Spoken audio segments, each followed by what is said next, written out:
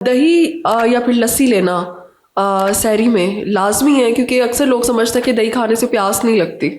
ہیرا no doubt بہت اچھی چیز ہے، مطلب لازمی تو نہیں ہے. اب یہ تو نہیں ہے کہ سحری کا یہی حصہ ہونا چاہیے، لیکن اگر آپ کر لیں گے دہی یا دودھ یا چیز اتنا اچھا آپ کو ہائیڈریشن نہیں دیتا جتنا دہی اور دودھ دیتا ہے. اگر آپ ڈیری ایڈ کر لیتے ہیں سحری میں، کیا ہوتا ہے، یہ فوراً ایبزارب نہیں ہوتی، یہ آہستہ فوراً ہضم نہیں ہوتی، یہ آہستہ آہستہ ڈائجسٹ ہوتی ہے باڈی. جب یہ آہستہ آہستہ ڈائجسٹ ہوگی تو یہ آہستہ آہستہ پانی ریلیز ہوگا اور آپ کی ہائیڈریشن ہوتی رہے گی، آپ کو پیاس نہیں لگے گی.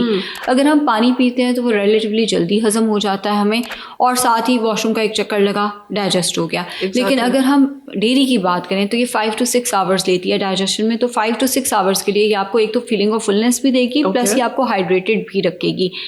دہی لے لیں یا دہی کی لسی لے لیں. اب دہی کی لسی کا کانسیپٹ کیوں ہے کہ جب ہم اس میں نمک ایڈ کرتے ہیں تو وہ نمکیات ایز سچ ایڈ ہو جاتی ہیں، اور وہ جو ڈی ہائیڈریشن والا عنصر ہے وہ تھوڑا سا نکل جاتا ہے بیچ میں سے. دہی اور پانی اگر آپ ایڈ کر لیتے ہیں تو یہ بھی آپ کو اتنا ہی ہائیڈریشن دے گا. اور اگر آپ دہی ویسے لے لیتے ہیں تو یہ بھی بہت اچھا ہے. دہی نہیں لے سکتے تو آپ دودھ کا گلاس لے لیں. اچھا، ایک اور چیز، پہلے میں بھی یہ سمجھتی ہوتی تھی کہ اگر آپ صرف چائے پیتے ہیں تو یہ آپ کو ڈی ہائیڈریشن کر دے گی. بالکل.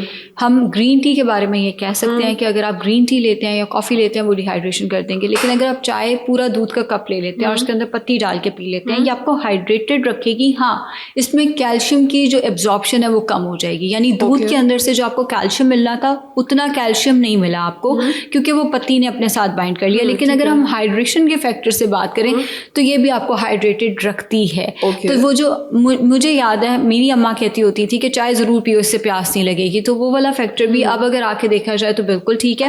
ہاں، دودھ کا پورا کپ لیں تاکہ وہ دودھ آہستہ آہستہ ریلیز ہونا ہے نا اسٹمک کے اندر جا کے. پانی نے تو ایسے ریلیز ہو جانا ہے، پانی کی تو ڈائجیشن فوراً ہو جانی ہے. تو دودھ پتی کا اگر آپ ایک مگ لے لیتے ہیں، اگر آپ کو دودھ یا دہی نہیں پسند تو وہ بھی آپ کو ہائیڈریٹ. ٹھیک ہے، مطلب ڈیری پروڈکٹ بھی کوئی نہ کوئی آپ لازمی سحری میں ایڈ کر لیں. بالکل، تاکہ آپ کو پیاس نہ لگے. ڈیفینیٹلی. ٹھیک ہے. پراٹھا کھائے بغیر سحری کا ویسے تصور ہمارے یہاں پہ تو نہیں ہے، تو پراٹھا سحری میں کھانا لازمی ہے یا اس کے علاوہ بھی ایسی کوئی ڈائٹ ہے جسے آپ یوز کر سکتے ہیں کہ آپ کو بھوک نہیں لگے گی پورا دن؟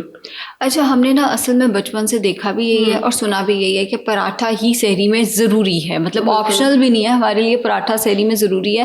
سوائے ان لوگوں کے جن کو ایسیڈیٹی ہوتی ہے، وہ پھر کہتے ہیں نہیں پراٹھا کھا کے نا ہماری طبیعت خراب ہوتی ہے تو ہم پراٹھا نہیں خشک روٹی کھا لیتے ہیں. لیکن روٹی پراٹھے سے باہر ہمیں آپشنس کا اتنا آئیڈیا نہیں ہے. ایگزیکٹلی.